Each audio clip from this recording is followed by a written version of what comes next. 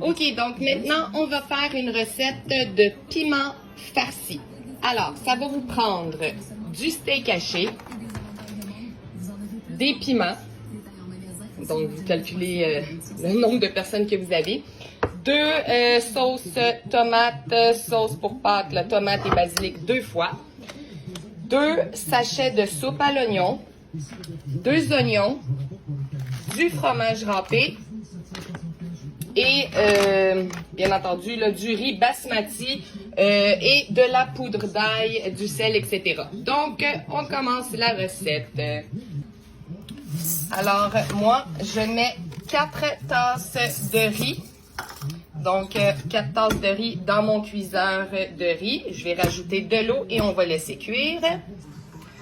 Alors, mon riz est en train de cuire. Ici, j'ai mis mon steak haché. Maintenant, je vais couper mes oignons et la mélanger dans ma poêle avec mon steak haché.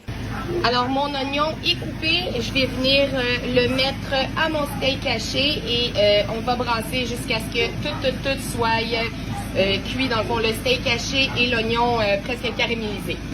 Alors, pendant que le tout ici est en train de cuire, je commence avec les piments. Donc, dans le fond, j'enlève l'intérieur, j'enlève le dessus. On va nettoyer l'intérieur du piment. Les piments sont prélavés, là, bien entendu. Puis après ça, je vais aller les déposer dans une plaque pour les mettre au four. Ça sera pas long. Alors, mes piments ont été coupés et j'ai gardé la capuche. Donc, maintenant, je vais y ajouter du fromage dans le fond de mes piments. Donc, on va faire ça pour tous les piments. On ajoute un fond de fromage dans chacun des piments. Voilà. Tout le fond, plein de fromage. Dans le mélange ici, on va venir ajouter nos soupes à l'oignon. Donc, nos 2 sachets de soupe à l'oignon. On va ajouter environ là, 2 cuillères à soupe d'ail émincé. On va brasser.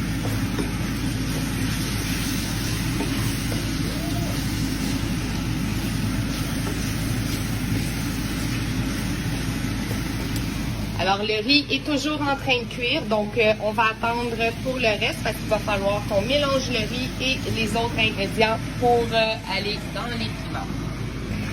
J'allais complètement oublier, on doit ajouter 1 cuillère à soupe de poudre d'ail. Donc, comme je répète, je cuisine pour 13, donc j'en mets beaucoup.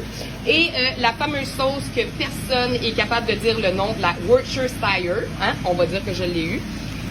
Environ 2 cuillères à soupe de cette sauce également. Et on va brasser. Mon riz est cuit. Alors, je vais venir le vider dans ma poêle ici. Puis, on va brasser et on va commencer à monter nos piments. J'ai aussi préchauffé mon four à 425. Alors, on brasse ça ici. Une fois que c'est bien brassé, on va commencer à remplir nos piments. Alors, maintenant que c'est bien brassé, on vient remplir tous nos piments. Alors, on met jusqu'au bord. On remplit nos piments jusqu'au bord. Et ensuite, on va venir rajouter du fromage par-dessus. Alors, voilà. Donc, j'ai vraiment pris la peine là, de vraiment tout, vraiment bien compacter le plus possible mes piments. Alors, maintenant, on va ajouter notre sauce. Donc, on va en mettre par-dessus. Puis, gênez-vous pas d'en mettre. Alors, les 2 sauces. Hop. La deuxième. La sauce est bien mise. J'en ai mis même dans le fond de mon plat. Maintenant, on s'en va mettre notre fromage râpé sur le dessus. Donc, on met plein de fromage râpé.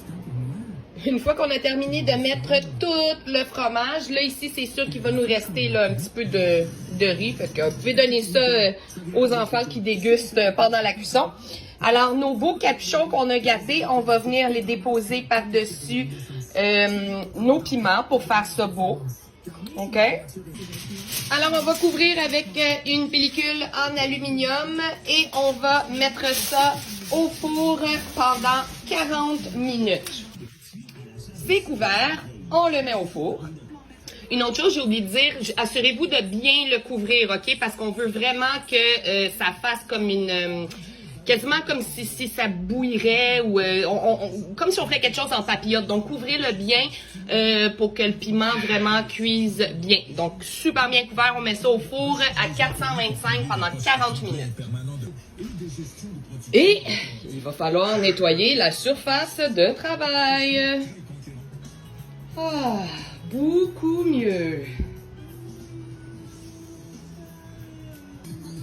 Alors, ça va faire 40 minutes que les piments sont au four. Alors, on va vérifier la cuisson et on va découvrir pour un 15 minutes qu'on va mettre à broil. OK, donc on a enlevé le papier. Alors là, on va le remettre à cuire parce que finalement, mon piment, là, il est vraiment pas... il faut vraiment que ce soit mou au toucher. Fait que là, on va le laisser, là, je dirais, un autre 30 minutes. Puis on va mettre le four à 425. Donc on retourne au piment. On va regarder. Alors, ça pique quand même relativement bien. Alors, on va le laisser cuire encore un bon 10 minutes parce qu'il faut vraiment que le couteau il rentre facilement dans notre piment. Donc, je dirais finalement, là, pour vos piments, ça va être une bonne cuisson là, à 425 pendant au moins 1 heure couvert avec le papier aluminium, puis 15 minutes là, à broil. Alors là, les piments sont prêts. Donc, je vais en sortir un. Je vais faire un petit montage d'assiette pour vous montrer. Waouh!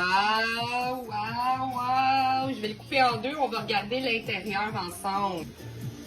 Donc, voici le résultat. Alors, on n'oublie pas, là, on va prendre de la sauce en extra qu'on va venir déposer sur le dessus de nos piments.